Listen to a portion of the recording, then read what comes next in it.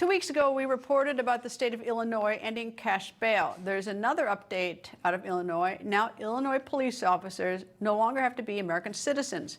Last Friday, Democrat Illinois Governor J.B. Pritzker signed the new bill making it law. The bill says police officers must either be a U.S. citizen or someone legally allowed to work in the United States, or, quote, an individual against whom immigration action has been deferred by the U.S. Citizenship and Immigration Services under the Federal Deferred Action for Childhood Arrivals, DACA process, and who is authorized under federal law to obtain, carry, or purchase, or otherwise possess a firearm. Now, today there are more than 30,000 DACA recipients living and working in Illinois. Former Democratic mayoral candidate for Chicago, Willie Wilson, opposes the bill. He said, quote, it defies common sense. The bill's sponsor, Democratic Representative Barbara Hernandez, believes the new law will help staffing shortages.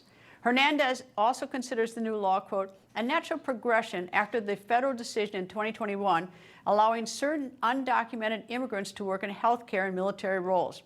The new law will go into effect January 1st, 2024. Chicago Alderman Raymond Lopez joins me. Good evening, sir. Good evening, Greta. Are you for this new law or against it, and why? You know, I know what the representative is trying to do, but if you want to encourage and grow the ranks of the police department, we should start with some common sense laws dealing with holding criminals accountable for their actions, not laws like ending cash bail and other things that we've seen come out of Illinois as of late. You know, this natural progression that she's speaking of in terms of including more and more undocumented individuals or permanent resident aliens into the workforce sounds nice, but in the end, you're ultimately devaluing citizenship in this country. And there has to be a reason that people come here to be citizens. Okay, first of all, what you propose needs to be done. I assume that you all can multitask, that you could do hers and you can do your idea. That's nothing to prevent both of you from doing that to try to solve the problem. Secondly, how do you reconcile the fact that right now there are 45,000 people who are not citizens who serve in our U.S. military and put themselves in harm's way? Because it seems like what Illinois' requirement is on par with what we are currently doing in the U.S. military. So is the U.S. military wrong with their law? Or not? No, I think what we see oftentimes with those individuals who are permanent residents, who have the ability to work and have all of their documentation in our country, you know, those individuals are on a pathway towards becoming citizens. They want to be American citizens, and they find that their entry into the military tends to be their gateway to becoming citizens. And I think that if this law were to have a caveat where whether you are a permanent resident alien or a DACA recipient in progress in the progression of becoming a citizen, then I think that this law would make sense. But again, this goes back to there has to be an endpoint, and that endpoint needs to be citizenship. And I think if we were to encourage that and incorporate that in the law, most people would not have any problem with this whatsoever. You know, the rest of us read about Chicago, and we read about an awful lot of violence, although I can't say that my city here, Washington, D.C., is such great shakes when it comes to violence. But nonetheless, there's a lot of attention on your city. Do you have a shortage? Do you have a recruitment problem at all for the police? You know, the city of Chicago budgets for 12,900 officers roughly.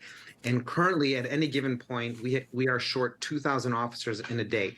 We are probably 4,000 overall when you look at our total staffing, in part because simply individuals do not feel that the police are respected or supported in government, and no one wants to be a part of an agency that is not supported by the mayor, by the politicians, and by the public. You know, our officers get trained and then they transfer out immediately to suburban districts where they have the support of local officials. And that is something that we need to correct if we want to address the crime in our neighborhoods. Well, if these people are legally here in this country, whether it's green card or DACA, the same kind that are allowed into the U.S. military or non-citizens, if they really want to be police officers, and they're good people, these are people who don't have a criminal record, they can carry guns or anything, and you have a shortage, doesn't it seem like that's sort of maybe might be a good idea to sort of fill your shortage? I think as long as, again, the end goal is to help them on a path towards citizenship, that's included in what we're doing? Absolutely. Look, my husband was a green card holder, but when I met him, and he ultimately became a citizen. And I think that's what we need to be encouraging. I have no issue with people who are legally able to work here being able to fill this job, again, as long as we're encouraging them to become citizens in the end, because we have to make sure that there's a value to being a citizen, which is why all these individuals came here to begin with. And we got to do something to make this immigration thing so people can become citizens. But that's a whole special. That's not just a segment. That's 4 decades Alderman in the Raymond making. Lopez, Absolutely. thank you very much for joining me, sir. My pleasure, Greta.